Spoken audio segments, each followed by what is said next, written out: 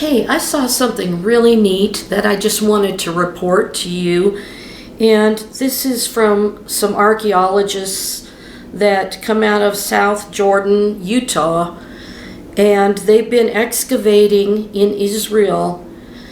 And they're called BeitLehi.org. Sometimes there's things from antiquity that pop up from some archaeologist that's over in Israel, and there's this group called BeitLehi.org out of South Jordan, Utah, and they have posted on their archaeological site that there is a deep stone-built well, long known as Samson'S well, is located about a quarter of a mile east of the Jerusalem cave. It apparently served as the primary source of water for the site throughout antiquity. Local tradition identifies the site with the spring mentioned in the book of Judges that miraculously appeared to quench Samson's thirst after he slew 1,000 Philistines with the jawbone of an ass in the valley of Lehi. Judges 15:14 through 19. And you can't take any kind of tour to see it or anything, but I just wanted to report about this incredible, miraculous spring that has been there since antiquity and connected to this miracle of Samson's thirst being quenched by God. And Beit Lehi is considered the lost city of ancient Israel. So let me just read a little bit of Judges 15. I'll start at verse 9. Then the Philistines went up, camped in Judah, and deployed themselves near the town of Lehi. "Why have you attacked us?" said the men of Judah. The Philistines replied, "We have come to arrest Samson and pay him back for what he has done to us." In response, 3,000 men of Judah went to the cave at the rock of Etam, and they asked Samson, "Do you not realize that the Philistines rule over us? What have you done to us?" "I have done to them what they did to me," he replied.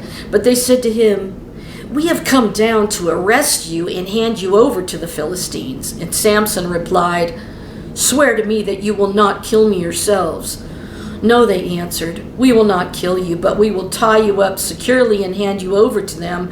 So they bound him with 2 new ropes and led him up from the rock. When Samson arrived in Lehi, the Philistines came out shouting against him, and the Spirit of the Lord came mightily upon him. The ropes of his arms became like burnt flax, and the bonds broke loose from his hands. He found the fresh jawbone of a donkey, reached out his hand and took it, and struck down 1,000 men. Then Samson said, "With the jawbone of a donkey, I have piled them into heaps. With the jawbone of a donkey, I have slain 1,000 men." And when Samson had finished speaking, he cast the jawbone from his hand, and he named that place Ramath Lehi. And being very thirsty, Samson cried out to the Lord, "You have accomplished this great deliverance through your servant. Must I now die of thirst and fall into the hands of the uncircumcised?" So God opened up the hollow place in Lehi, and water came out of it. Then Samson drank. His strength returned, and he was revived. That is why he named it En Hachor, and it remains Lehi to this day. And Samson judged Israel for 20 years in the days of the Philistines. So there the Lord opened up the ground, and water came out of it, and Samson was strengthened and revived from the very water in that well that's been known as Samson's well since antiquity. Is that astonishing? So this archaeologist and his adult son have been excavating at the site of Lehi, and they have a website that is beitlehi.org, and you could do /Samson's-well. And the pictures I'll show you are their pictures from beitlehi.org about Samson's well. And you can see them. They actually got in the well when the rains filled the well up. And they show it when the rains have dried up. They showed it when the rains filled it up, and they showed themselves taking a dip in the well. So it's pretty neat to see something from ancient times that was a miracle from God and still exists to this day.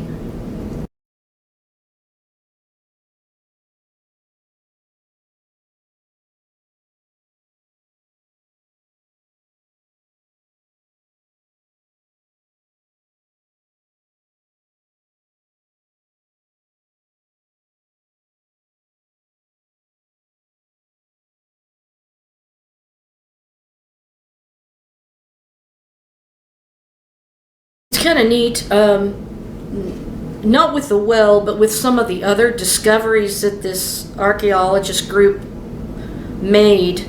You can actually get on their website and take a 360-degree view of places that they discovered. But one really cool discovery on top of that one is that they found this large columbarium, is the name of it, is one of 9 columbaria that we have uncovered at the site of Beit Lehi so far. The columbarium is a dovecote, a place where they used to grow pigeons or turtle doves more correctly. The large columbarium has 1,100 niches where a couple of birds used to nest. This is one of the biggest columbaria, if not the biggest columbarium, ever found in the land of Israel, which makes it the largest in the world. It was founded in the 3rd century BCE and used until the late Byzantine period in the 6th century CE, until an earthquake damaged it, which means that almost more than 800 years it was in use.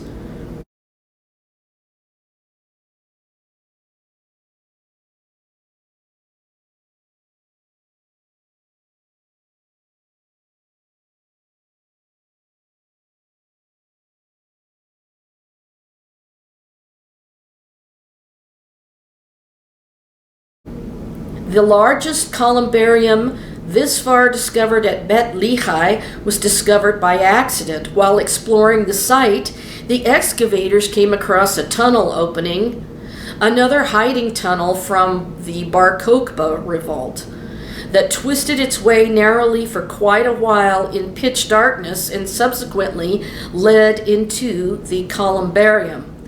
This huge complex was hewn entirely out of soft limestone. It comprises a central chamber separated from the surrounding chambers by arched openings.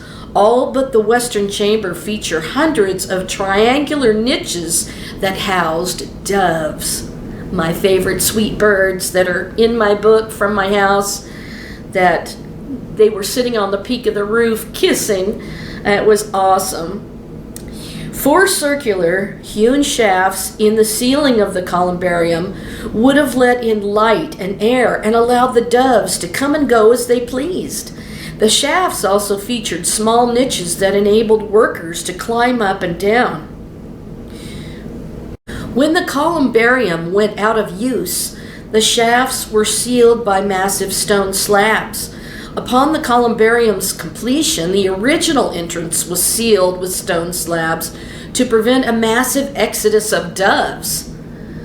From then on, the above-mentioned shafts were used as entrances, since at any point they could be blocked with metal grills.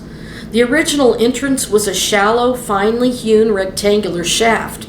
From here, a number of well-worn hewn steps descended into a massive square pier with dove niches on every side. The steps appear to have continued their descent by means of an arch that deteriorated long ago, but whose traces can be seen on the pier's eastern face. This arch was installed to support the slabs that covered the original entrance. It apparently carried the steps eastward to another pier, served to a height of 7.2 feet, and from there, the steps turned north, reaching the original columbarium floor. At some later time, perhaps when the columbarium was still in use, the floor was lowered significantly by about 6.5 feet. This left a crude block of stone with 5 hewn steps that descend to the floor. The hewn bedrock floor of this central chamber was lowered in several spots, creating steps of various heights. It may have served as a small quarry of sorts. There are also a few incisions in the rock, probably as preparation for the removal of a stone slab. At some undetermined date, after the columbarium was no longer in use, a bell-shaped water cistern was carved in its southeastern corner. The builders must not have known of the columbarium's existence, since they inadvertently broke through its northeastern wall, rendering the cistern useless. Another hiding tunnel, though blocked, is seen in the cistern's southwestern wall. Their work revealed that originally the entrance was physically separate from the columbarium itself and served as an oil press. The oil press, dating to the Hellenistic or early Roman period, was entirely rock-hewn and features one crushing basin and a few settling pits. The above-mentioned hiding tunnel broke through its southern wall. At some point, the floor of this entrance room collapsed. Initially, this led us to believe, erroneously, that the oil press and the columbarium comprised one unit. In the spring of 2007, we succeeded in locating from above the ground the original entrance of the columbarium, which had been completely hidden by several feet of soil. We subsequently expanded an excavation area around it. We exposed an impressive Byzantine period wall built of well-hewn stones to the north of the entrance, comprising part of a massive structure whose function is yet unknown. The spring 2009 excavation was the first in which they utilized a portable conveyor belt system to excavate the columbarium. Until this point, all work had been carried out via bucket chains. This was a difficult and inefficient process, given the distance between the heart of the columbarium and the entrance. Found among the large amount of pottery carried out by the conveyor were a Mamluk oil lamp and an Islamic bronze bell. The earthen fills corresponding to the wall yielded large amounts of Byzantine pottery. We also discovered a late Islamic stone-built structure that resembles a well and whose southern end stands directly over the original Hellenistic stone slabs that sealed the entrance. So once again, Islam came in and tried to cover over what was originally there. Finds of a particular note from this area include a Hellenistic arrowhead that is possibly a remnant of the Hasmonean conquest of the region in the 2nd century BC, attesting to the Christian nature of the site. Several centuries later is a shard, a fragment of pottery inscribed with the Greek letters Alpha and Omega, flanking a cross, signifying the verse, "I am the beginning and the end," from the book of Revelation, verses in chapter 1, verse 8, chapter 21, verse 6, and 22, verse 13.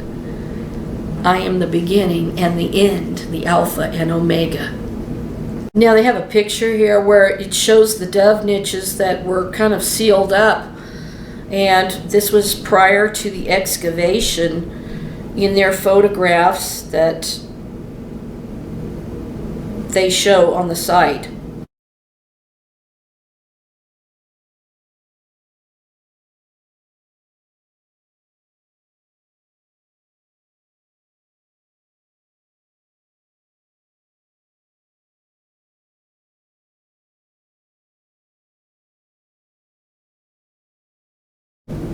Now, this is really neat that they were raising these pigeons or doves in these little triangular shaped holes in the cave wall in the columbarium, because we can go back in scripture and see that they used these turtle doves or pigeons as sacrifices in the temple.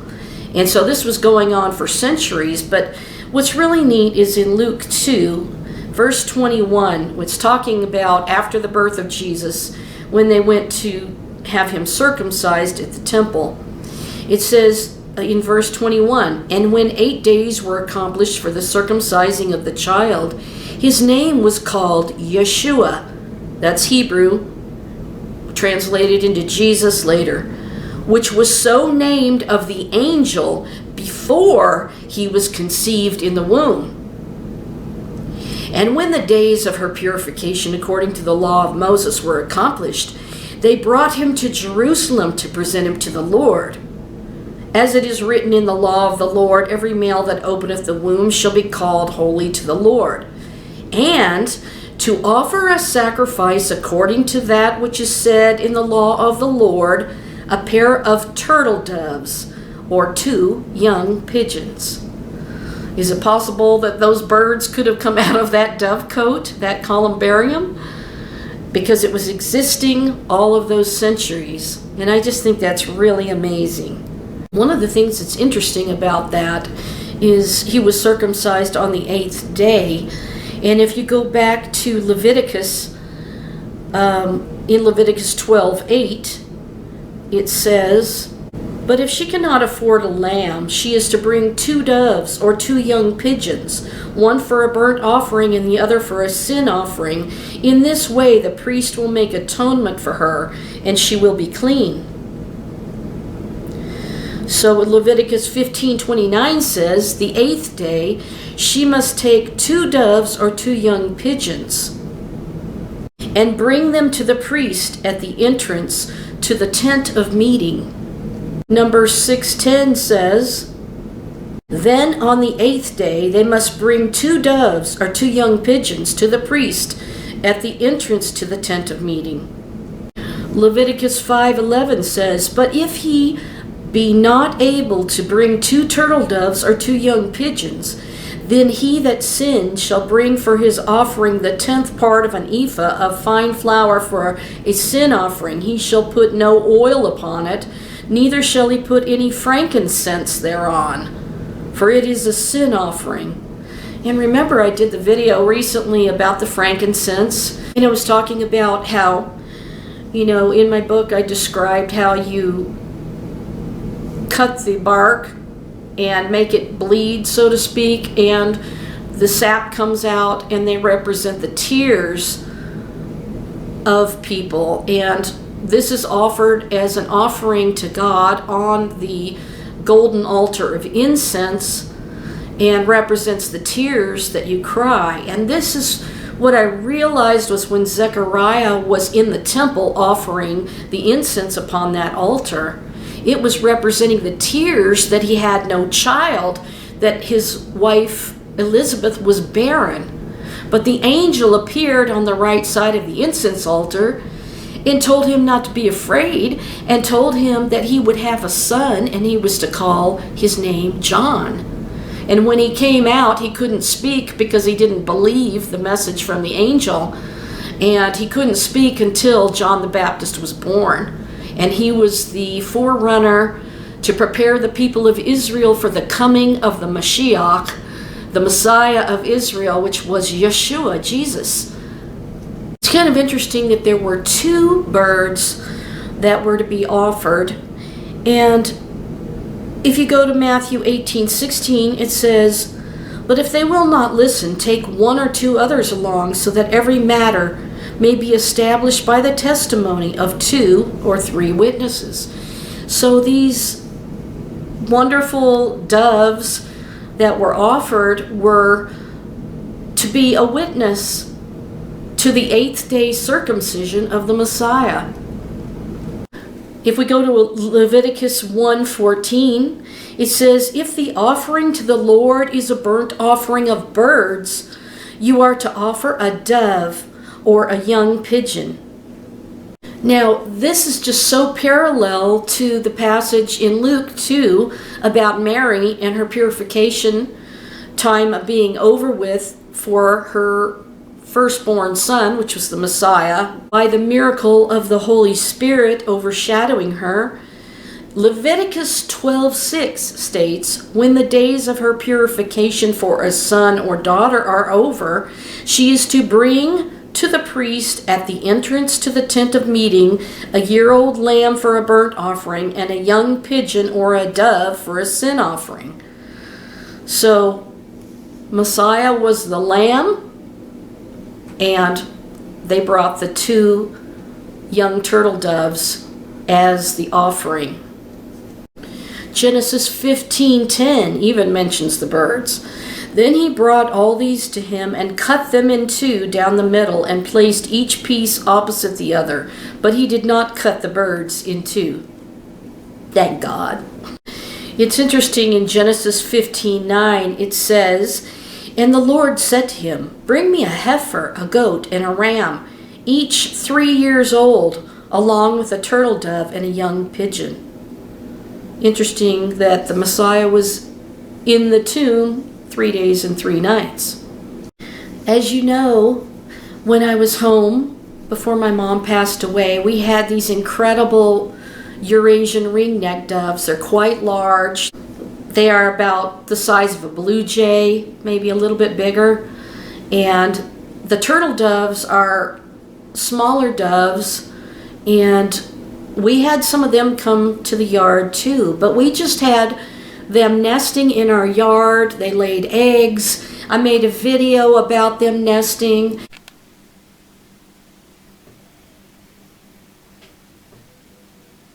Where's Bob?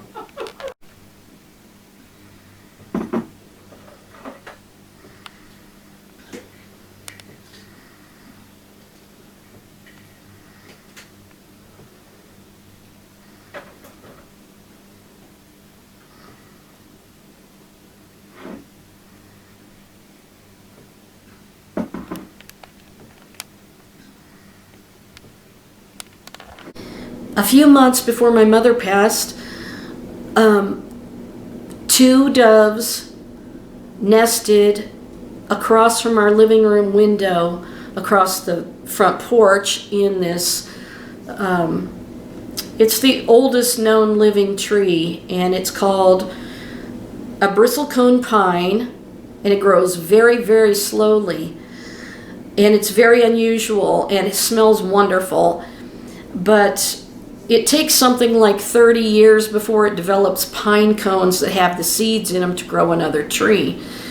So one day I went out there to look and see if our tree had ever produced any cones, because it had been there for about 45 years at that point. And right when I walked out to go look, come tumbling down right in front of me and almost hit me in the head was a little pine cone. And I could see some of the seeds that were inside it with the little wings on them. And I was just so thrilled. It literally just came right down from the top of the tree and tumbled down in front of me. And I was like, I can't believe this. So I took the little pine cone and I put it next to the computer where I was writing my book. And that was just so neat. So these doves, Mom noticed that the male would fly off and he would go bring back, we had these long pine needles from pine trees surrounding our whole property. And Mom noticed that the male would fly up on the branch and tiptoe across to where the nest was, where the female was sitting in the nest. And Mom saw that he handed her the needle of the pine tree with his beak, and she reached over and took it with her beak, and Mom pointed out that she was weaving the needle into the nest to build the nest for the eggs. And they laid 2 eggs, and sadly we had, a temperature drop, and I think that the birds didn't develop, unfortunately, but it was just so stunning to watch them because they were brilliant creations of God. And I made them part of my book, The Almond Tree, Aaron's Rod, the Messiah, King of Israel. I showed the doves that they would fly up when we would drive up into the driveway, and they would call out to us, and they would land up on the roof and look at us, and we would call back to them, "How are you? How's it going?" And they would just go, "Caw, caw." That's what they do when they fly and they glide across the yard.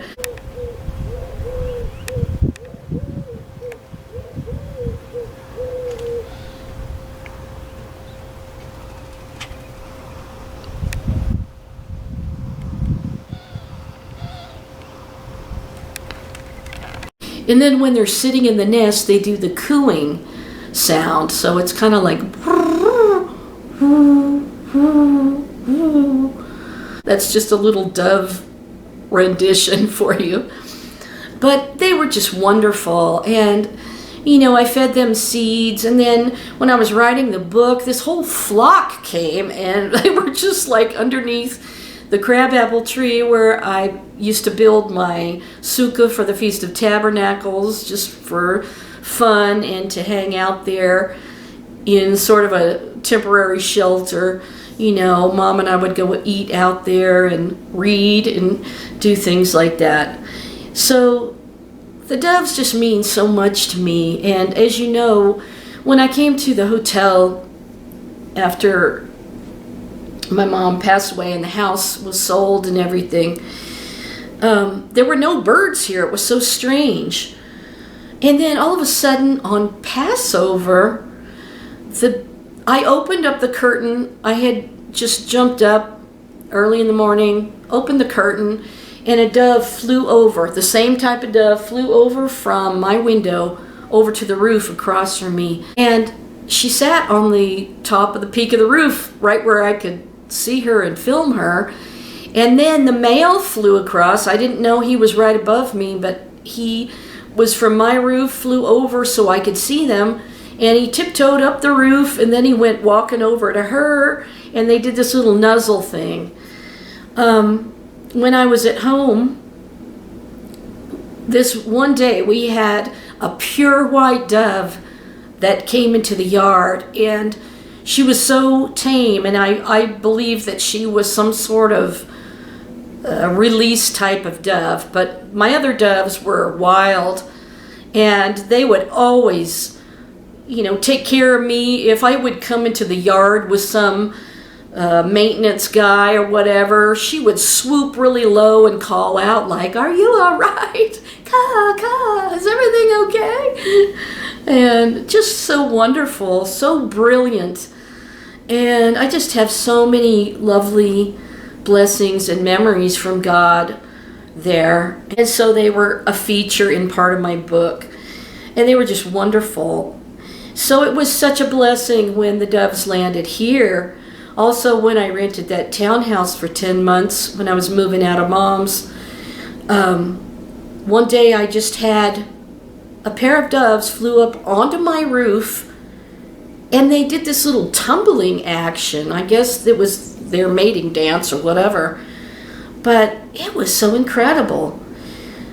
So I just love the fact that they found these dovecote, these niches where they were raising these turtle doves and pigeons for, you know, the purpose of honoring the Lord with them. And of course it was so meaningful for Yeshua, Jesus the Messiah, to have that on the 8th day when he was circumcised at the temple, and that his parents had brought him there.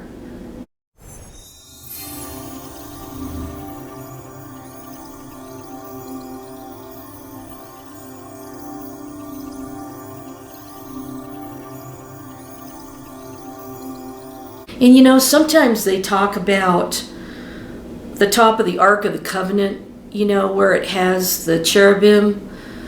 And I think the Temple Institute seems to think that they were birds that were on there. 2 birds. But I definitely believe they were angels. And I just think that that's interesting because, you know, the Holy Spirit descended on the Messiah in the Jordan River in the form of a dove and stayed upon him, and that's how John knew that this was the Messiah. And to make the Messiah known to Israel, this miracle happened. So it's just a really wonderful story, and I just thought I'd share these really neat archaeological finds with you. My beautiful doves that were at home that I miss so much, but I can call out to them even to this day. One day I went up to this elementary school, it was down the street, and I called to them, and they came and landed parallel with me on a telephone pole. And then they flew out, brought the other bird back, the mate, and they circled me as I was sitting in this little cupola, calling to them to see if they'd come to me, and they did. I was always finding dove feathers, and I would collect them, and I had no idea I would never have access to another dove feather.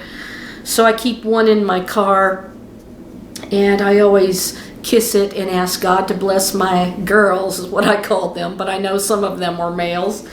And I just wanted God to bless my doves and just the blessing he gave me and Mom, and we'll never forget it. We will never forget that.